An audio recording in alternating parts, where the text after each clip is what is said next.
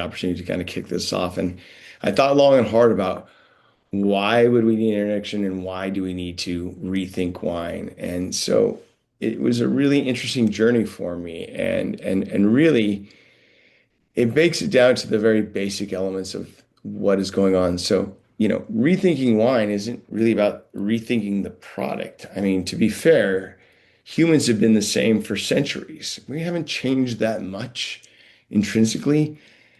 We also haven't changed that much in our desires of what we need and what we want. We have those same basic needs, that hierarchy of needs from Maslow spoke.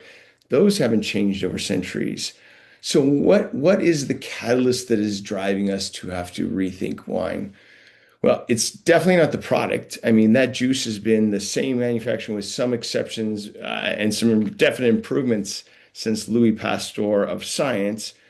But in general, it's a fermented grape juice that either connects us as people, lubricates the experience that we're having, relaxes us in certain enjoyments, allows us to have existential or really intellectual moments, finding a new way of thinking. So wine has been the same.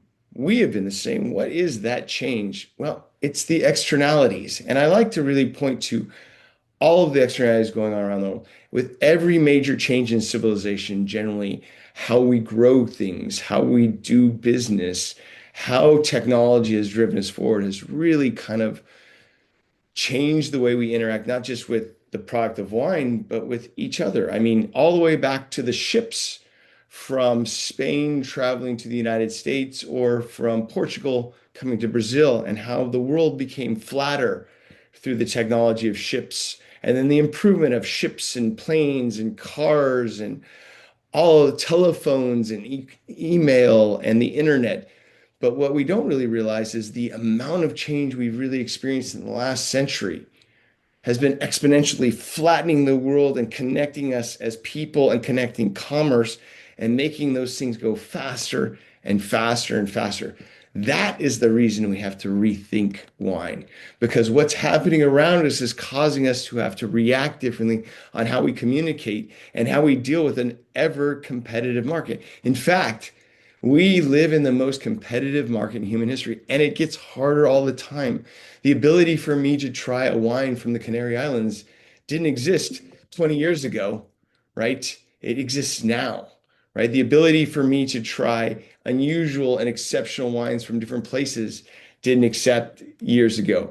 And we also live in a place where this economy is bifurcated between two major things: consumers that are doing well and consumers aren't. That economic disparity is driving a lot of anxiety and a lot of pressures on the wine industry, which has become a premium product. And so as a result, we're feeling these external pressures driving us harder. Really, the economics of wine, the economics of this global economy tied to these technological pressures are really pressure cooking us in a way that we haven't.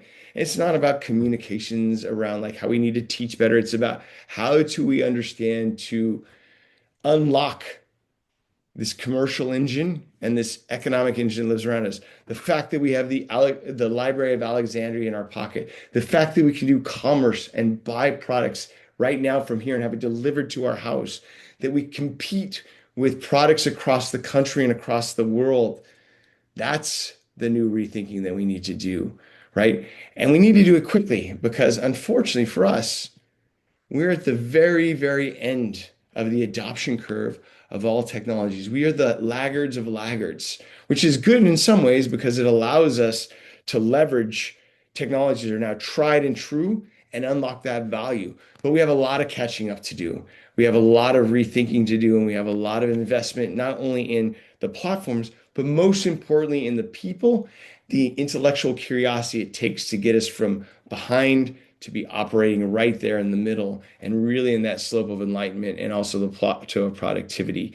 We need to invest time, energy in how we understand the world that's affecting us less than we understand what's in the bottle. That's the key.